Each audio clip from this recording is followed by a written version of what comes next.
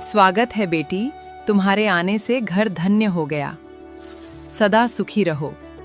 आओ, अब अंदर आ जाओ। आज मैं अपनी बहू की इतनी सुंदर चोटी बनाऊंगी और ये गजरा इसकी खूबसूरती और बढ़ा देगा। बहुत बहुत धन्यवाद दीदी। अपनी वाइफ के लिए एलआईसी करवा लीजिए सर। कल खुदा ना खास्ता आपको कुछ हो गया तो आपकी वाइफ को 50 लाख मिलेंगे।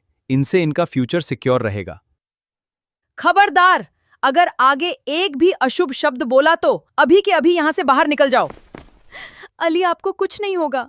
ये क्या बोल रहा है ये?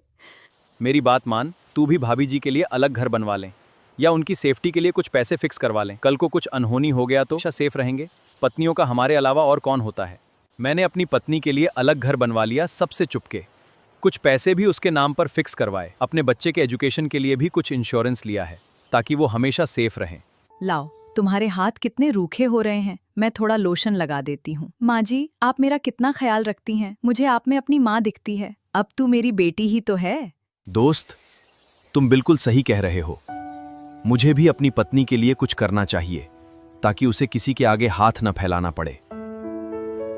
तुम्हें क्या चाहिए? क्या मैं तुम्हारे लिए एक अलग घर बनवा दूं, पैसा फिक्स करवा दूं, या इसी में तुम्हारे लिए 2-3 रूम तुम्हारा नाम पे करवा दूं? ऐसा क्या करवा दूं जिससे तुम सेफ और बहुत स्वच्छ महसूस करो? नहीं जी, ये आप कैसी बातें कर रहे हैं। आपकी माँ मुझे अपनी बेटी की तरह प्यार करती है। बड़ी दीदी मुझे अपनी छोटी बहन की तरह प्यार करती है। मैं तो बहुत खुशकिस्मत हूँ जो मुझे इतना अच्छा परिवार मिला। 6 months later. मेरे शादी के 6 महीने हो गए। वक्त के साथ मेरी सास और नंद का अत्याचार बढ़ता गया। अकेले में बहुत तड़पते थे, मरते थे, काम करवाते थे, लेकिन मेरे पति के सामने उनका झूठा प्यार का दिखावा कभी खत्म नहीं होता था। एक वक्त था जब मेरे पति मेरी आंखों में एक आंसू नहीं देख पाते थे, लेकिन अब वो मेरी हंसी के पीछे छुपा दर्द भी नहीं देख पा रहे थे। मेरे पति जब भी ऑफिस से घर आते थे, मेरी सास और ननद ऐसे दिखावा करती थीं जैसे वे मुझसे कितना प्यार करती हों, लेकिन उनके जाते ही उनकी कड़वी बातें और ताने शुरू हो जाते थे। एक दिन काम करते करते मेरी तबीयत बहुत खराब हो गई, लेकिन मेरा काम खत्म नहीं हुआ। सासू माँ को लगता था कि मैं सिर्फ नाटक कर रही हूं। फिर पता चला कि मैं माँ बनने वाली हूं। समझ नहीं आ रहा था कि यह खुशी की बात है या दुख की। जैसे मेरे हालात थे, मैं माँ बनने के लिए तैयार नहीं थी, लेकिन इसमें उस नन्हे से मासूम का क्या कसूर था। मैंने फैसला किया कि मैं इस बच्चे को जन्म दूंगी, लेकिन यह पल मेरे जीवन का इतना दर्दनाक पल होगा, यह मैंने कभी नहीं सोचा था। नॉर्मल डिलीवरी होगी, ये कहकर मेरी सास मुझसे बहुत काम करवाती थी, भारी सामान भी उठवाती थी। जब मैंने अपने पति से इस बारे में बात की तो उन्हें अपनी माँ ही सही लगी। मैं दर्द में थी, लेकिन किसी को मेरी हालत की परवाह नहीं थी। एक दिन उन्होंने मुझे भारी पानी की बाल्टी उठाने को कहा। मैंने हाथ जोड़कर कहा, माँ जी, डॉक्टर ने मना किया है, मुझे कमजोरी रहती है। लेकिन सास चिल्लाते हुए बोली, बहू बनकर आई है या रानी बनकर? मैं रोते हुए सारा काम करती रही। शाम को जब मेरे पति घर आए, मैंने हिम्मत करके उन्हें सब कुछ बताया, लेकिन मेरी ननद पहले ही उनसे कह चुकी थी कि मैं काम से बचने के लिए झूठ बोलती हूँ।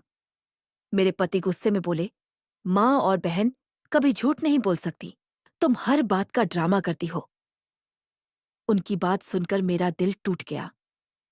जिस इंसान से मुझे सहारे की उम्मीद थी, उसी ने मेरी बातों पर विश्वास नहीं किया। उस रात मैं बहुत रोई, अपने पेट पर हाथ रखकर बस यही सोचती रही कि मेरे बच्चे का क्या कसूर है।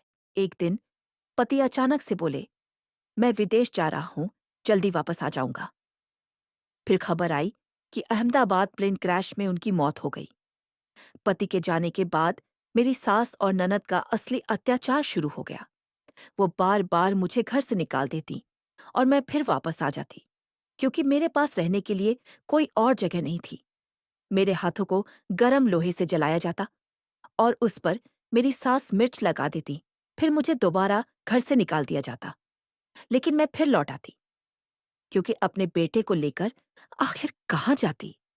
कभी सास बेल्ट से मारती तो कभी ननद मेरे बाल पकड़कर मुझे पूरे घर में घसीटती। इतना दर्द सहने के बाद मेरी हिम्मत टूट चुकी थी। मैं सड़क पर अपने बेटे को लेकर रहती थी। कचरे में जो कुछ खाने लायक मिल जाता वही खुद भी खाती और अपने बच्चे को भी खिलाती। इतनी तकलीफा और इतनी बेबसी देखकर मैंने आखिरकार एक फैसला लिया। मैंने सोचा अब मैं अपने बेटे के साथ अपनी जान दे दूंगी।